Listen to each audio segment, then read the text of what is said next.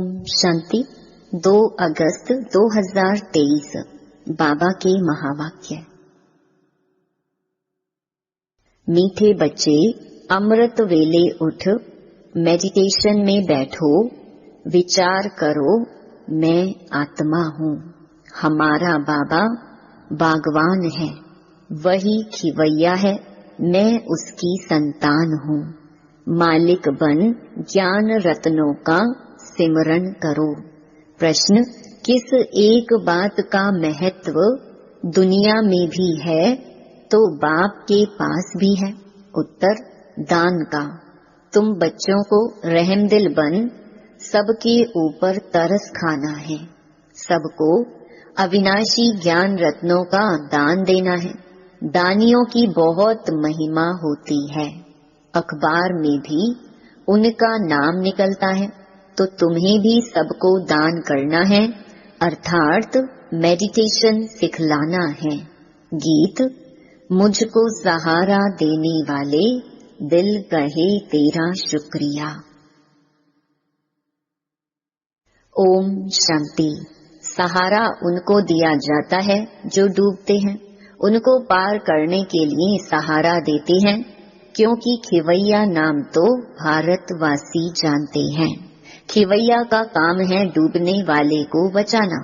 बच्चे जानते हैं भारतवासियों का बेड़ा डूबा हुआ है, हर बात भारतवासियों के लिए ही है और कोई खंड के लिए नहीं कहेंगे। यह भी तुम समझते हो। सत्य नारायण की कथा अथवा अमरनाथ की कथा भी यहाँ होती है। तुम जबकि सुबह को मेडिटेशन में बैठते हो तो किसको याद करते हो? भक्ति मार्ग में तो कोई किसको याद करते हैं। उन सब की साधना है अयथार्थ। सिखलाने वाला खिवैया व बागवान तो कोई है नहीं। गुरु लोग भी मेडिटेशन सिखाते हैं कि ऐसे ऐसे करो। बहुत प्रयत्न करते हैं याद में रहने के लिए। योग साधना कहा जाता है, वह तो मनुष्य को कराते हैं। अभी तुम जानते हो इस बगीचे का माली अथवा मालिक है परम पिता परमात्मा। कांटों के जंगल का मालिक है रावण। माया रावण कांटों का जंगल बनाती है। यह तुम्हारी बातें भी कोई जानते हैं, भूल जाते हैं। माया भुला देती है। मेडिटेशन में बैठने में भी माया बड़ा विघ्न डालती है। मेडिटेशन कैसे करो यह भी बाप सिखलाते हैं। तुम तो कर्म योगी हो, दिन में तो कर्म करना ही है, उसके लिए कोई बंधन नहीं है। दिन में कभी भी मेडिटेशन नहीं होती है। दिन में तो खाना पीना, खेलना कूदना, धंधा धोरी करना होता है, उसमें याद थोड़ी ही रह सकती है। कहते तो बहुत हैं कि हम सारा दिन याद में रहते हैं, परंतु है तो बड़ा मुश्किल। बाबा अनुभव बतलाते हैं, अमृत वेले का समय सतोगुणी होता है, उस समय याद करना सहज है। अमृत वेले का टाइम सबसे अच्छा है। दिन में तो लफड़े रहते हैं। हाँ, कर्म करते समय याद स्थायी रह सकती है तो बहुत अच्छा, परंतु बाबा अपना अनुभव बतलाते हैं। मैं कोशिश करता हूँ बाबा की याद में रह तुमसे बात करूं। अंदर यह नशा रहता है, मैं स्वयं बाप प्रजापिता ब्रह्मा बच्चों से बात करता हूँ। मैं स्वयं मनुष्य सृष्टि का बाप हूँ, ऐसा समझने से नशा चढ़ता है। बाकी मैं आत्मा हूँ, परम पिता परमात्मा बाप को याद कर बात करूं, वह याद बड़ा मुश्किल रहती है। बाबा अपना अनुभव बतलाते हैं ना, बाप सिखलाते भी हैं।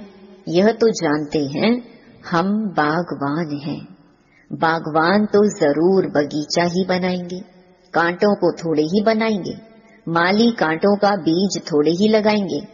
माली हमेशा बागवान होते हैं, फूल लगाते हैं, तो बाबा भी फूल लगाते हैं। फॉरेस्ट बनाने वाली है माया, उनकी मत पर चलने से मनुष्य कांटे बन जाते हैं, यह तो ज्ञान मिला है। बाबा बागवान है, खिवैया है, रहम दिल भी है, बीज रूप भी है। रात को जब बैठते हैं तो ख्याल चलता है, यह कितना बड़ा बगीचा है, पहले कितना छोटा था। तो योग के साथ साथ ज्ञान भी चाहिए। मनुष्यों के पास ज्ञान तो कुछ भी नहीं है। अनेक प्रकार के योग लगाते हैं, किसी न किसी की याद में बैठते होंगे, ज्ञान की बात ही नहीं। काली माँ की याद में बैठे होंगे तो सिर्फ काली की शक्ल ही सामने आएगी। जगदम्बा को याद करते रहेंगे, वह है भक्ति मार्ग। न बाप की याद न वर्षे की याद रहती है। भक्ति बहुत तरीके से करते हैं, माला फेरते हैं, कोई तो गुप्त फेरते हैं, हमारी भी है गुप्त माला। तो यह रस्म रिवाज भक्ति मार्ग में कितनी चलाते हैं। बाबा को छोटेपन का अनुभव है। जैसे बाप फेरते थे, हम भी उनको देख एक कोठरी में बैठ माला फेरते थे, राम राम कहते थे, बस ज्ञान कुछ भी नहीं। अभी तुम बच्चों में तो ज्ञान है। अमृत वेले इस मेडिटेशन में बैठने की आदत पड़ जाए तो बड़ा मजा आएगा। बाबा अपना अनुभव बतलाते हैं, ज्ञान में भी रमण करते रहते हैं। कितना बड़ा बगीचा है, पहले छोटा था, बीज भी याद आया, बगीचा भी याद आया। कैसे बगीचा बनता है, बाबा में भी यह ज्ञान है, हमारे में भी यह ज्ञान है। सारा झाड़ बुद्धि में आ जाता है, अंदर चलता रहता है। इसको मेडिटेशन कहा जाता है। बाप की भी खुशी, ज्ञान की भी खुशी रहती है, दोनों चीजें याद आती हैं।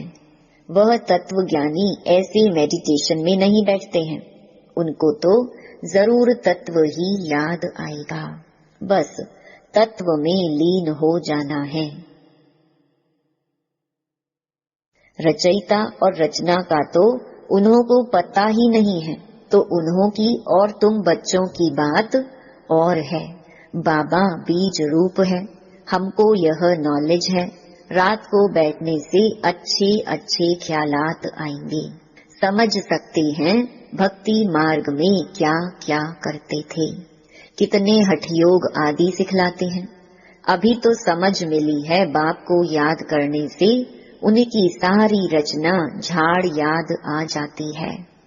हम 84 जन्मों का चक्कर लगाकर आए हैं, अभी हम जाते हैं वापस। यह ड्रामा का चक्कर फिरता रहता है। ज्ञान धन को भी याद करते, धन देने वाले को भी याद करते हैं। जितना याद में रहेंगे उतना अवस्था परिपक्व होती जाएगी। तुम किसको भी समझा सकते हो मेडिटेशन में हम कैसे बैठते हैं। मनुष्यों को तो अनेक प्रकार की मत मिलती है, फलाने को याद करो। यहाँ हम सब एक मत पर हैं, एक की ही याद में रहते हैं। छोटे बड़े बूढ़े सबको एक ही मत मिलती है। मेडिटेशन में तो बैठना होता है ना। हम आत्मा सो परमात्मा तो हो नहीं सकते। आत्मा कहती है हमने 84 जन्म पूरे किए, अब वापस जाना है। परमात्मा ऐसे कहेंगे क्या? वह तो पुनर्जन्म में आते नहीं हैं। तुम्हारे पास जब कोई आए तो उसे हॉल में ले आओ। कोई अच्छे अच्छे आदमी आते हैं, देखो समझने की चाहना है तो यहाँ ले आओ। उन्हें समझाओ कि हम कैसे मेडिटेशन करते हैं। रात में भी मेडिटेशन करते हैं, दिन में भी करते हैं। हम याद करते हैं एक बाप को। बाप का फरमान है, मुझे याद करो और रचना के चक्कर को याद करो। 84 जन्म भी गाए जाते हैं। जरूर पहले पहले देवी देवताएं थे, उन्हों के ही 84 जन्म भी गाए जाते हैं। यह चक्कर का राज अच्छी रीति समझाना पड़े। हमको बाप और उनकी रचना का यह चक्र याद रहता है। बाप की याद और रचना के आदि मध्य अंत का ज्ञान बुद्धि में है। हम सबकी एक ही मत है। हम हैं श्रीमत पर।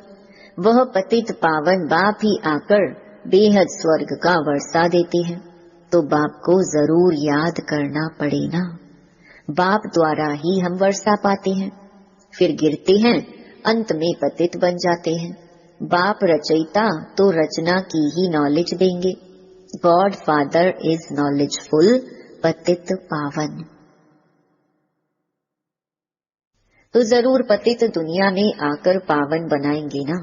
ऐसे तुम कोई को बैठ समझाएंगे तो प्रभावित होंगे। बोलो सिर्फ अच्छा अच्छा कहकर नहीं जाओ, यह तो प्रैक्टिकल में लाना है। जन्म जन्मांतर का सिर पर बोझा बहुत है, इसमें टाइम लगता है। तुमको समझाना है बाबा आया हुआ है, मौत सामने है। गफलत करेंगे तो वर्षा पा नहीं सकेंगे। शुभ कार्य में देरी नहीं करना चाहिए, अब सीख कर जाओ। इस मेडिटेशन में बैठने से तुमको नशा अच्छा चढ़ेगा। अभी बाप को याद करो, तुम्हारा बाप तो है ना। भक्ति मार्ग में जन्म जन्मांतर याद करते आए हो। लौकिक बाप तो हर जन्म में बदलता है, फिर भी तुम निराकार बाप को जरूर याद करते हो, क्योंकि वह है अविनाशी बाप। विनाशी लौकिक बाप से विनाशी वर्षा मिलता है, अविनाशी बाप से अविनाशी वर्षा मिलता है।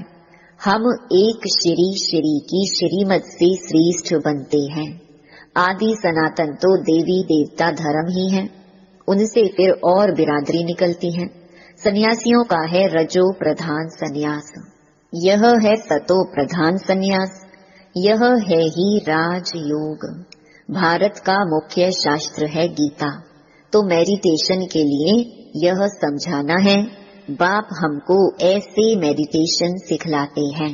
भगवान कभी मनुष्य को नहीं कह सकते, भगवान तो सबका एक होना चाहिए ना।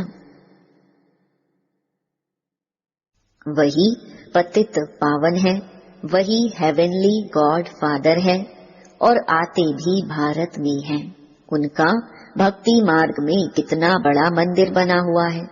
उस श्री की मत से ही हम श्रेष्ठ बनते हैं।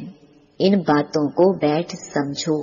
बाप और रचना के आदि मध्य अंत को जानो, यह और कोई नहीं जानते।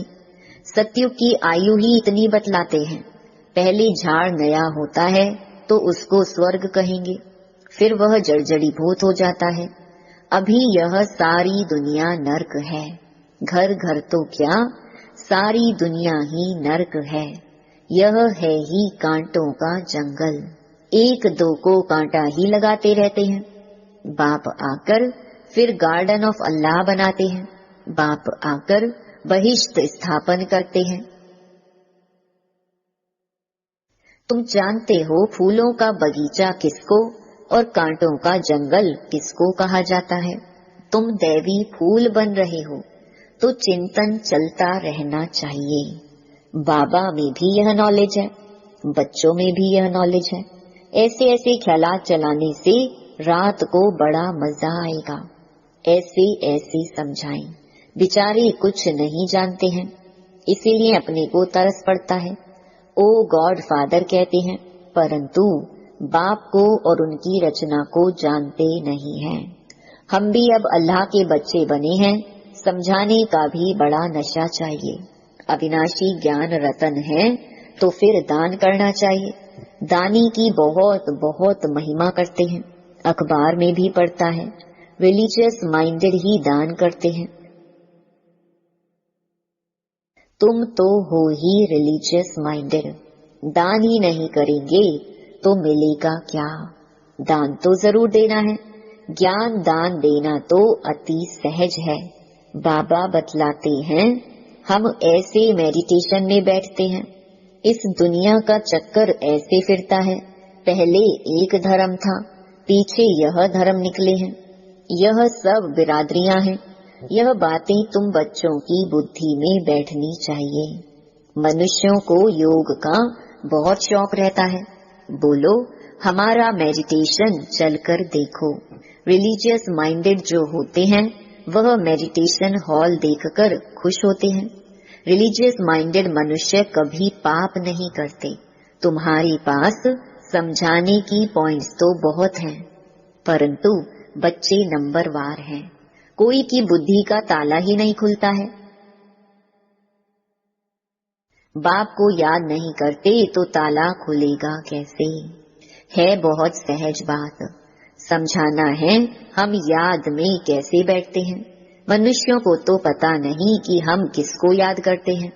हमको सिखलाने वाला स्वयं निराकार परम पिता परमात्मा है, जो सबका बाप है। वह पतित पावन गॉड फादर हमको राजयोग सिखलाते हैं। अब तुम सीखो ना सीखो, हम सबकी तो एक ही मत है। श्री श्री से हम मत ले रहे हैं। यह है एम ऑब्जेक्ट। जैसे बाप नॉलेजफुल वैसे बच्चे। मनुष्य से देवता एक ही बाप बनाते हैं। ऐसे ऐसे विचार करने से रात को भी बहुत मजा आएगा। अच्छा, मीठे मीठे सिकिलधे बच्चों प्रति माता पिता बाप दादा का याद प्यार और गुड मॉर्निंग। रूहानी बाप की रूहानी बच्चों को नमस्ते। धारणा के लिए मुख्य सार। पहला, अमृत वेले उठ याद में बैठ ज्ञान का रमण करना है। ज्ञान धन को भी याद करना है तो ज्ञान दाता को भी याद करना है। दूसरा, ईश्वरीय नशे में रहकर सेवा करनी है। सबको मेडिटेशन करने की सहज विधि समझानी है। एक मत होकर रहना है। वरदान, रूहानी प्रसन्नता के वाइब्रेशन द्वारा सर्व को शांति और शक्ति की अनुभूति कराने वाले सर्व प्राप्ति स्वरूप भव। जो परमात्म प्राप्तियों से संपन्न सर्व प्राप्ति स्वरूप बच्चे हैं, उनके चेहरे द्वारा रूहानी प्रसन्नता के वाइब्रेशन अन्य आत्माओं तक पहुंचते हैं और वे भी शांति और शक्ति की अनुभूति करते हैं। जैसे फलदायक वृक्ष अपने शीतलता की छाया में मानव को शीतलता का अनुभव कराता है और मानव प्रसन्न हो जाता है, ऐसे आपकी प्रसन्नता के वाइब्रेशन अपने प्राप्तियों की छाया द्वारा तन मन के शांति और शक्ति की अनुभूति कराते हैं। स्लोगन, जो स्मृति स्वरूप रहते हैं उन्हें कोई भी परिस्थिति खेल अनुभव होती है। ओम शांति।